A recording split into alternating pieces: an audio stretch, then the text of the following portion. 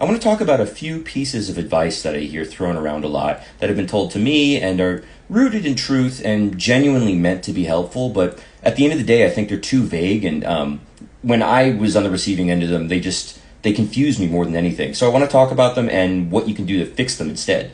The first one is saying to go record yourself. Now, this is ostensibly good advice. I record myself pretty much every day. But I think sometimes if you don't know what to listen for, you record yourself and you're like, oh, I sound awful, and you don't really know how to fix it. So you need to really get granular about what the specific problems you're having are so you can go and address those one by one, especially if it's a bunch of things that aren't going how you'd like. That leads me into the next one, which is great. When somebody says, just use your ears, you'll hear it, or something to that effect.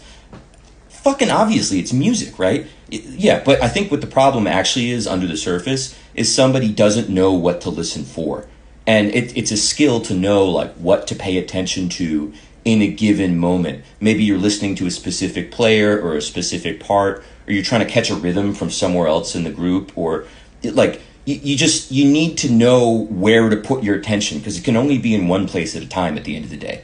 Another one, in an improvising context especially, people will say, oh, just play what you hear, man. Or they'll say, like, don't think, you just play. Just don't think about it too hard. Yes, there might be somebody who's like super analytical and they're just like trying to analyze while they realize what they're doing, and that doesn't work. But I think more often than not, when I hear this thrown around, it's somebody who they're not, like, they have a vocabulary problem. Like, they don't have the ideas, they're not hearing things. That's really the issue and why they're having trouble improvising over something. So in that case, what I would do is go and really work on kind of composition. Like, you want to compose some vocabulary for yourself so you have ideas to hear. That leads into another one that I was told was to play over the bar line. You want to play through the bar line.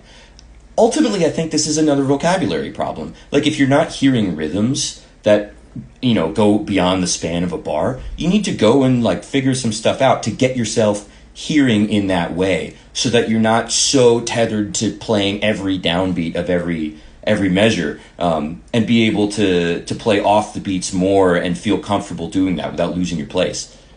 The last one I'll talk about for now is to play like you're telling a story. This is one I got a long time ago. And it's good advice actually, but it doesn't tell you how to do it, which is kind of the problem.